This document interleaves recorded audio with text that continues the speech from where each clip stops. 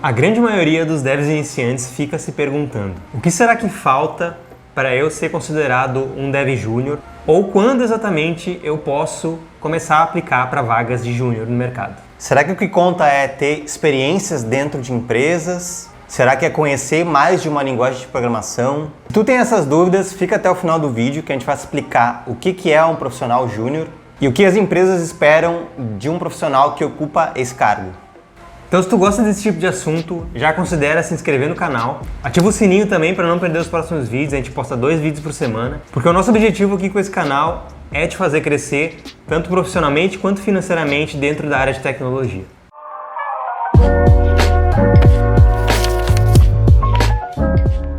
Então, antes de mais nada, a gente precisa te explicar o que é um profissional júnior. Júnior seria o nível 1 dentro da tua carreira como desenvolvedora ou desenvolvedor.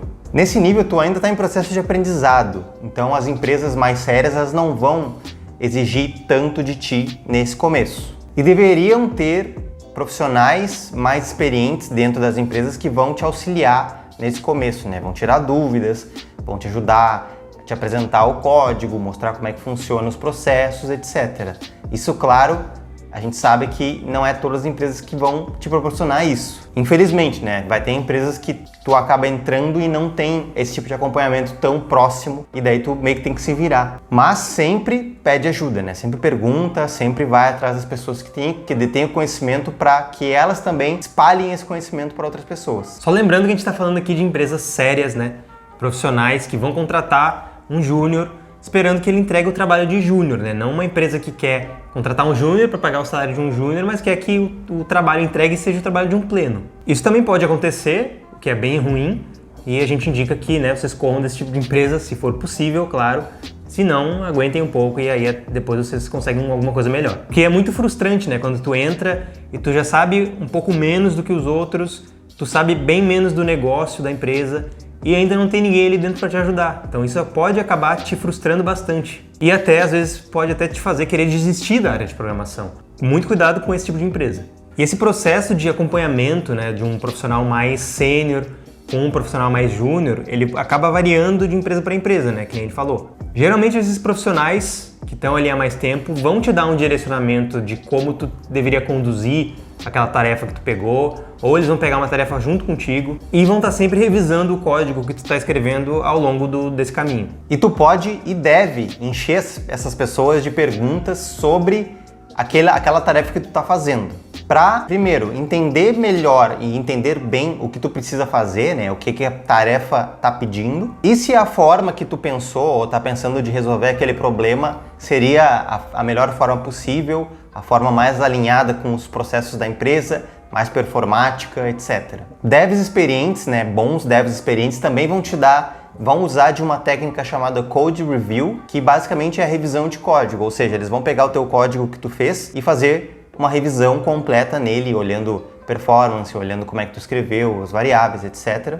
E vão dar feedbacks, né? Vão pontuar coisas ali que poderiam ser feitas de maneiras melhores, ou poderiam, por exemplo, ser reaproveitado algum código que já existe na estrutura deles, que talvez tu não saiba porque tu está começando. Esse processo de Code Review, ele vai melhorar muito o teu código ao longo do tempo, ele vai te ajudar bastante nesse processo e, em algum momento, tu também vai ter que fazer Code Review de código de outras pessoas, então já é uma boa experiência também para isso. Agora, o que não é esperado de um júnior? Não é esperado que um júnior tenha anos de experiência, não é esperado que ele tome nenhum tipo de decisão estratégica sobre o negócio, a não ser, claro, que ele queira participar, né, desse tipo de decisão, que também seria uma coisa muito legal. O que geralmente é esperado dele é que ele tenha uma base, né, boa da linguagem de programação ou das linguagens de programação que aquela vaga está pedindo. Ele tenha também uma vontade de aprender e não tenha receio de questionar as pessoas sobre alguma dúvida, algum problema que ele precisa resolver. Agora, de forma mais prática, o que os recrutadores esperam ver no currículo de um dev júnior? Primeiro seriam os dados principais. Logo no início tu colocar LinkedIn e GitHub. E os teus dados pessoais, nome, idade, teu endereço. A gente já viu vários currículos quando a gente entrevistava pessoas que a pessoa botava o LinkedIn ou o GitHub dela no meio, perdido no currículo, ou até lá no final. E geralmente o que a pessoa a entrevistadora ela vai querer ver principalmente no começo, o LinkedIn e o GitHub, porque são ferramentas bem importantes. O LinkedIn tem um currículo muito completo e o GitHub vai ter lá os códigos que a pessoa já fez. E essas informações são muito importantes porque se a pessoa que está olhando o teu currículo, né, te avaliando para a vaga, tiver que ficar procurando isso por muito tempo, ela vai passar para o próximo currículo sem ver essas informações extremamente importantes. Que são, como eu falei, né, se tu tem projetos criados, se tem projetos no GitHub, se a linguagem que tu está usando foi feita de uma forma boa, performática, o código está bem escrito, todo esse tipo de coisa é muito importante para quem está fazendo uma avaliação do teu currículo. Pense que as pessoas que estão olhando currículos, elas olham um monte de currículo por dia. Então, o ideal é que vocês peguem essas informações importantes e joguem lá para cima. Aí ela vai ver essas informações, vai achar o currículo de vocês interessante e vai continuar lendo. Então, os primeiros parágrafos são os parágrafos mais importantes que precisam realmente impressionar essa pessoa. O segundo ponto, que também é bem importante, é qual é o teu objetivo de carreira. E esse também é um ponto que, na nossa opinião, muita gente erra, porque as pessoas elas escrevem objetivos, às vezes, extremamente genéricos. O ideal é que, quando tu vai aplicar para uma vaga, tu coloque ali um objetivo um pouco mais customizado para aquela vaga. Então, o que eu quero dizer, né, com um objetivo um pouco mais customizado? Vocês estão aplicando para uma vaga em uma empresa que é uma financeira. Vocês poderiam colocar, eu gosto do assunto de investimentos, por exemplo, se essa empresa trabalha com investimentos, é um assunto que me interessa, eu tenho bastante conhecimento nisso, também tenho conhecimento em JavaScript, em HTML, que são as linguagens principais que a vaga está pedindo. O recrutador, a recrutadora, eles querem saber qual é o teu objetivo, mas mais voltado para aquela vaga que tu está aplicando. Se tu não souber, né, por qualquer motivo, o que aquela empresa faz, aí sim tu pode colocar um objetivo genérico, com as linguagens mais específicas assim do que tu quer,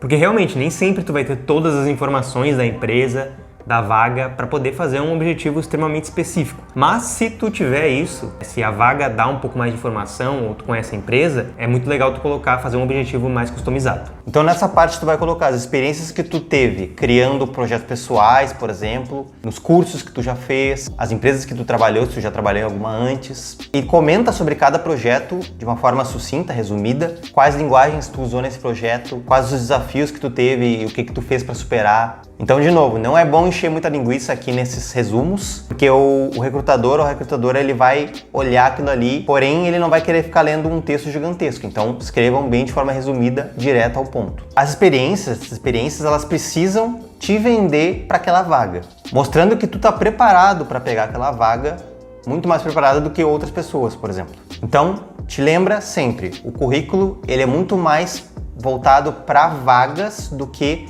para a tua experiência geral na área de TI. Outra coisa, na nossa opinião, não tem muito porquê tu colocar empregos anteriores teus que não tenham muito a ver com a área de tecnologia. A não ser, claro, que esses empregos demonstrem que tu tem soft skills. Por exemplo, tu foi gerente de uma loja de roupa em algum momento da tua vida. O que isso passa para a pessoa que tá olhando teu currículo? Que tu tem soft skills. Que tu conseguiu chegar naquele cargo por motivos de competência tua e que tu tem capacidade de gerenciar uma equipe inteira, por exemplo. Claro, aqui tu não precisa colocar um parágrafo gigantesco de tudo que tu fez naquela empresa. Tu resume, de novo, bem sucintamente o que tu fez ali, o que tu fazia com as tuas competências, gerenciava aí pessoas, gerenciava equipes de tamanho X, Y. Então isso vai ajudar bastante na demonstração das tuas soft skills. E também, se tu trabalhou em empresas, em áreas que tem a ver com aquela vaga que tu está se candidatando, por exemplo, tu já trabalhou numa empresa, numa financeira, só que tu não desenvolvia, tu não era programador, mas tu fazia coisas numa empresa de finanças. Então,